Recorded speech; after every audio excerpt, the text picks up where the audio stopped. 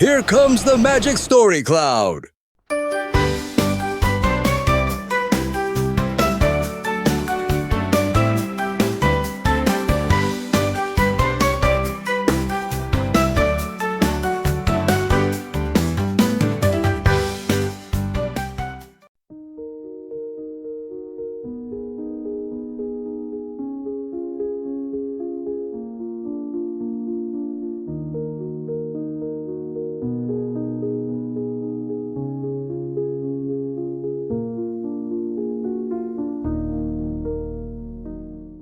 Once upon a time, there lived a clever monkey named Kako, who called a large towering fig tree his home. This tree stood proudly by the edge of the sea, with its long branches stretching out both over the land and the water.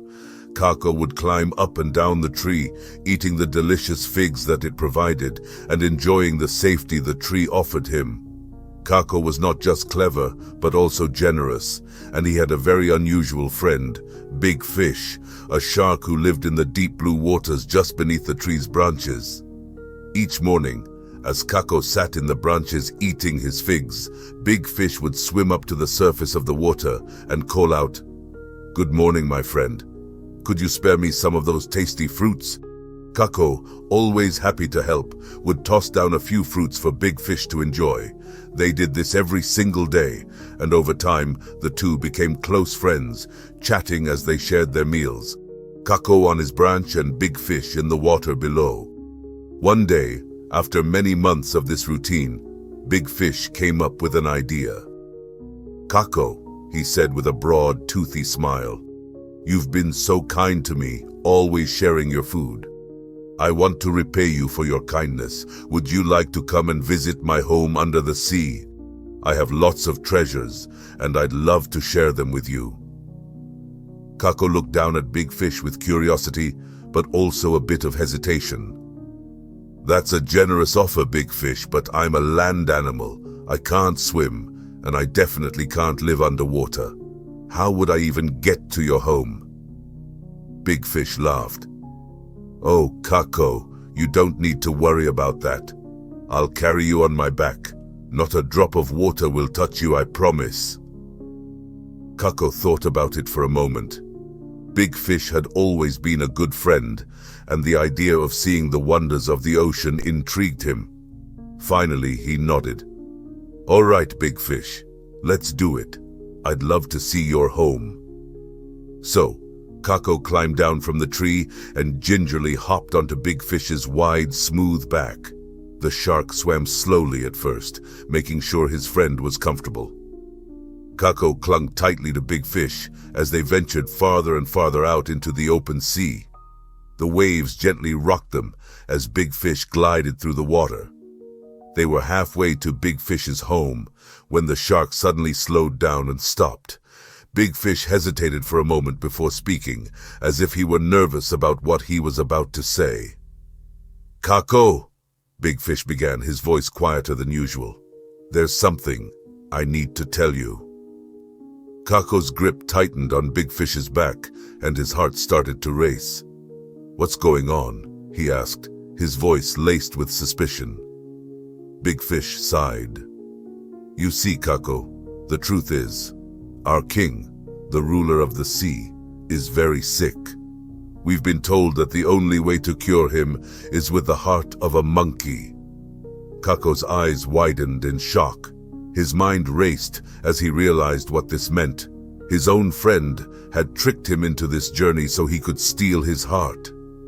But Kako, being the clever monkey that he was, quickly calmed down. "Big Fish," Kako said, pretending to be more annoyed than scared, "why didn't you tell me this before we left?" The shark, confused by Kako's calm reaction, blinked. "Why? What difference does it make?" Kako sighed dramatically. "Well, it makes all the difference. You see, us monkeys don't carry our hearts with us when we leave home. We leave them safely in the trees so that nothing can happen to them while we're out and about." Big Fish looked at Kako in disbelief.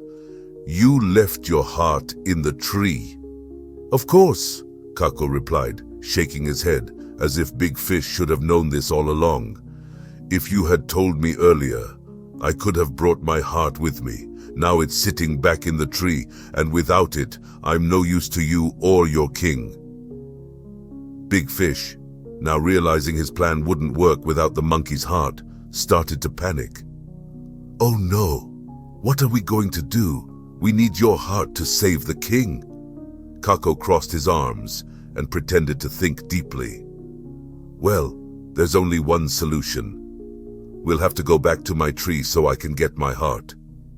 Big Fish turned around and began swimming back toward the shore, eager to retrieve Kako's heart.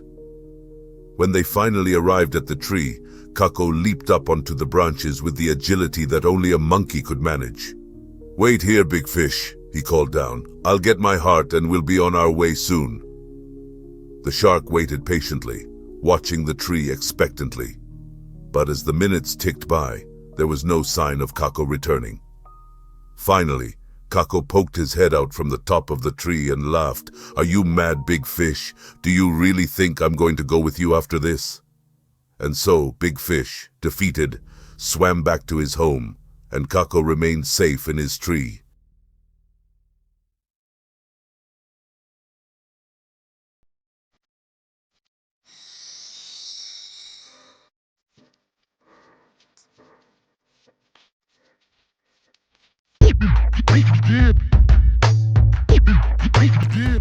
Honeybees are tiny but amazing creatures. They live together in big, busy homes called hives. Every bee in the hive has an important job. The queen bee lays eggs, the worker bees collect nectar and pollen from flowers, and the drones help the queen. Together, they keep the hive running smoothly. One of the honeybee's most extraordinary abilities is its waggle dance. When a worker bee finds a good flower patch full of nectar, it flies back to the hive and performs a special dance. This dance tells the other bees exactly where to find the flowers and how far away they are. Isn't that clever? Honeybees also make honey and beeswax, which are useful for people too. They play an important role in pollinating plants, helping fruits, vegetables, and flowers grow. Honeybees teach us how teamwork can make the world a sweeter place.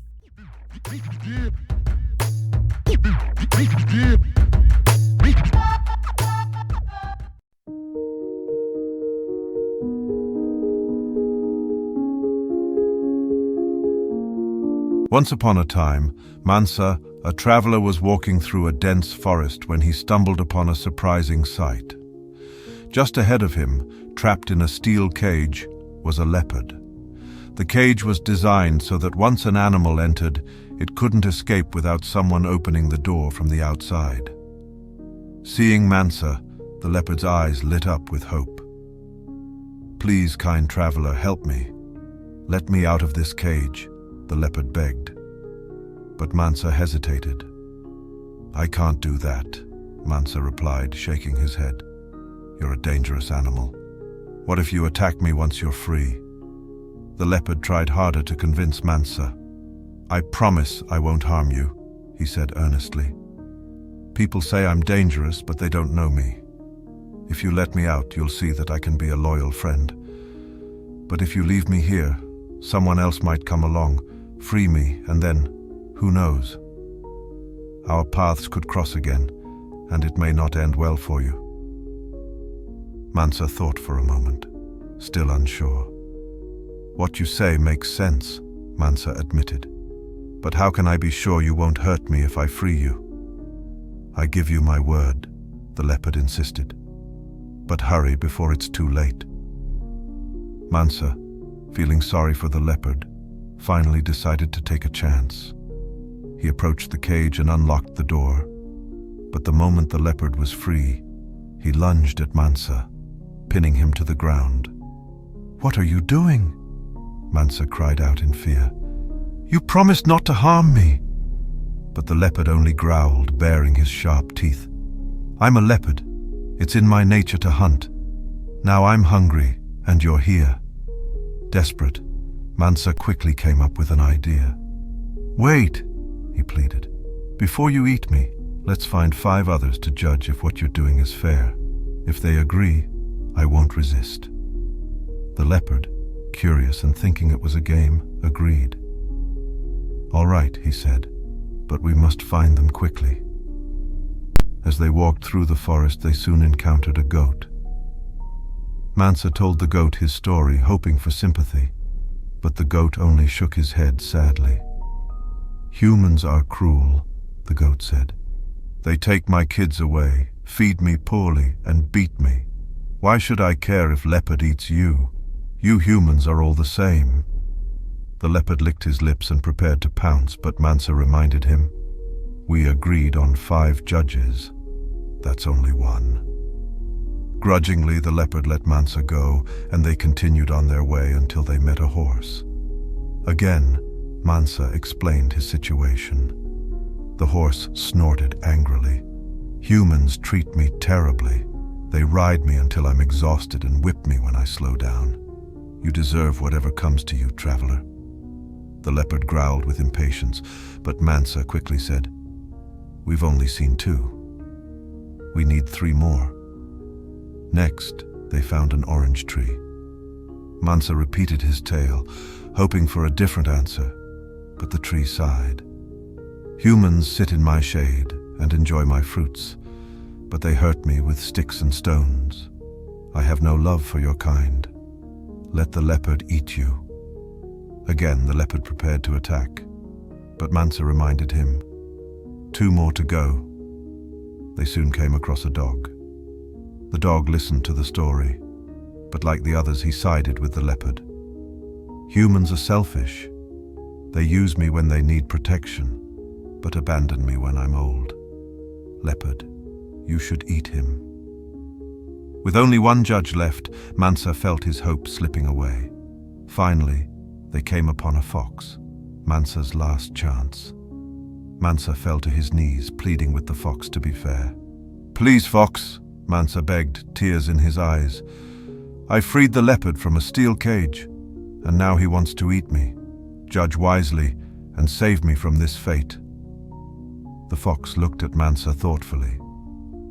"This is serious," the fox said, "but I'm confused. What is a steel cage? I've never seen one before." "It's a cage made of steel," Mansa explained. "But I still don't understand," the fox insisted. "Take me to this steel cage so I can see it for myself." Mansa, seeing a glimmer of hope, agreed and led the fox and the leopard back to the cage. When they arrived, the fox asked, "Leopard, where were you when Mansa found you?" "I was inside the cage," the leopard replied, stepping into the cage to demonstrate. The fox nodded. "And, traveler, where were you?" "I was standing right here," Mansa said. "Show me how the door was locked," the fox instructed. Mansa, eager to explain, quickly shut and locked the door of the cage, trapping the leopard inside. The fox burst out laughing. "Now I understand. You were foolish enough to release the leopard, but now he's trapped again. You're free to go, traveler, and don't forget the favor I did you today." Mansa thanked the fox profusely and ran to the nearest village, where he told everyone about the leopard. The villagers quickly arrived and dealt with the leopard, ensuring he would never harm anyone again. As the leopard realized his fate, he thought, "I should have been wiser for now. I've paid the price."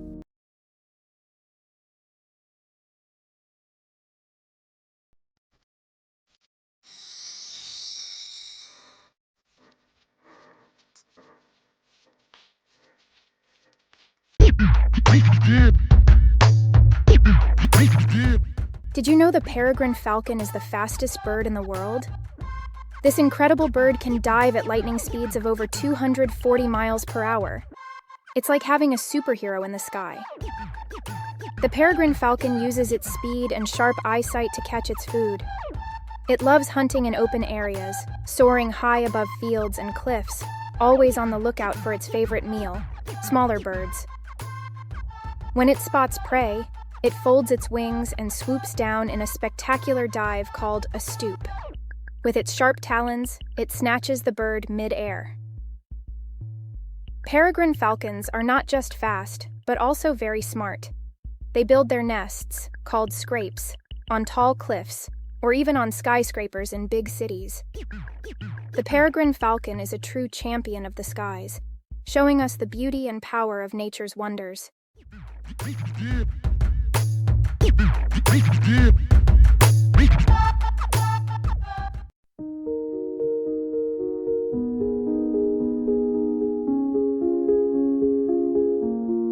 A long time ago, in a small village, there lived a greedy witch named Moro. She was a frightful creature with a twisted face and sharp, gnashing teeth. But she had one gift. She could sing so beautifully that anyone who heard her would fall under her spell. Moro loved to sneak into the homes of little children and steal their food, leaving them hungry and weak. It was said that this was why so many children in the village were thin and frail. One of those children was a little girl named Mimi. Mimi's father was a hard-working builder, and her mother was a trader who went to the market every day. Each morning, before the sun had fully risen, Mimi's father would head to work with his tools slung over his shoulder. Her mother would then prepare a hearty breakfast and lunch for Mimi before she left for the market. "Mimi, my dear," her mother would say as she placed the food on the table, "eat well, my dear daughter. You're getting so thin, and I worry about you." "Yes, Mama," Mimi would reply with a smile, though in her heart, she dreaded what was to come. For just as Mimi sat down to eat, Moro would appear, her eerie yet enchanting song floating through the air like a spell. "La la la, little Mimi," she would sing in a voice so sweet it made the birds stop to listen. "Come sing with me, come play with me." Mimi couldn't resist her voice. Every day she would set down her spoon, her food forgotten, and join Moro in song, her small voice blending with hers in perfect harmony. And as she sang, Moro would creep closer to the table, her eyes fixed on the food. As soon as Mimi was fully enchanted by her singing, Moro would swipe her food and gobble it up, leaving nothing but empty plates. When she had eaten her fill, she would lean in close to Mimi, her voice now a menacing hiss. "If you tell anyone about this, I will come back and eat you instead," she would threaten, her cold breath sending shivers down Mimi's spine. Frightened and confused, Mimi would watch as Moro disappeared into the shadows. She dared not tell her parents, for fear the witch would carry out her dreadful promise. But day by day she grew thinner, her cheeks hollow and her energy fading, while her parents grew more and more worried. "Mimi, you must eat more," her mother urged, adding extra portions to her plate each day. But no matter how much food she prepared, Mimi only seemed to grow weaker. One day, after weeks of watching their daughter waste away, Mimi's parents decided something had to be done. They noticed that her plates were always empty, yet she looked like she hadn't eaten a thing. They began to suspect that someone, or something, was stealing Mimi's food. The next morning, Mimi's mother set her breakfast on a high shelf, far out of her reach. "Mimi," she said gently, "your food is up here today. I'll be back from the market soon and we'll eat together." Mimi nodded, but her heart pounded with fear. What would Moro do when she found out she couldn't reach the food? Her father, pretending to leave for the farm, instead hid in a corner of the room, watching closely to see what would happen. He held his breath as he waited, his hand gripping the handle of a heavy stick. As the morning sun climbed higher, Moro appeared, her sinister song echoing through the room. "La la la, little Mimi. Where is your food today? Come sing with me, come play with me." Mimi, as if in a trance, pointed to the high shelf. "It's up there, Moro," she whispered. Moro frowned, her twisted face contorting with anger. "Why is it up there?" she demanded. "Get it down for me." Mimi, shaking with fear, climbed onto a chair, but the shelf was too high. She reached up with trembling hands, but she couldn't touch the bowls. Moro's eyes narrowed. "Use this stick," she snapped, handing him a long branch. Mimi pushes down and poked at the bowls, her heart pounding. With a loud crash, the bowls tumbled to the floor, spilling the food everywhere. Moro cackled with glee and bent down to scoop up the food, her mouth already watering at the sight of it. But before she could take a bite, Mimi's father sprang from his hiding place, his eyes blazing with fury. "You wicked witch!" he roared as he swung the stick with all his might. Moro shrieked in surprise as the stick struck her, knocking her to the ground. She tried to scramble to her feet, but Mimi's father was too quick. He struck her again and again, until the wicked witch lay still, her body crumpled and defeated. Mimi stared in shock, hardly believing what he had just witnessed. Her father, panting from the effort, turned to her with a gentle smile. "It's over now, Mimi," he said softly. "The witch is gone." From that day on, no more children in the village grew mysteriously thin. With Moro gone, they were able to eat their food in peace and grew strong and healthy once again. Mimi's parents were overjoyed to see their daughter's cheeks fill out and his energy return, knowing that the nightmare was finally over.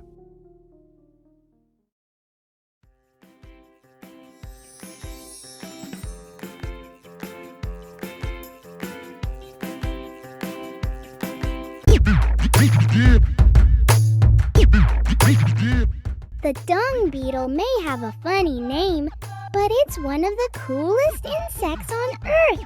This tiny creature has a big job. It cleans up animal poop, or dung, by rolling it into balls.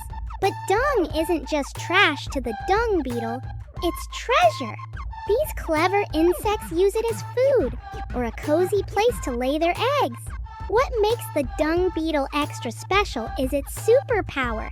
It can navigate using the stars. At night, dung beetles look up at the Milky Way to find their way home. This makes them the only known animal to use the galaxy as a map. Dung beetles live all over the world, from deserts to forests. By cleaning up dung, they keep the environment healthy and recycle nutrients into the soil. These little poop-rolling heroes are nature's tiny, hard-working cleaners.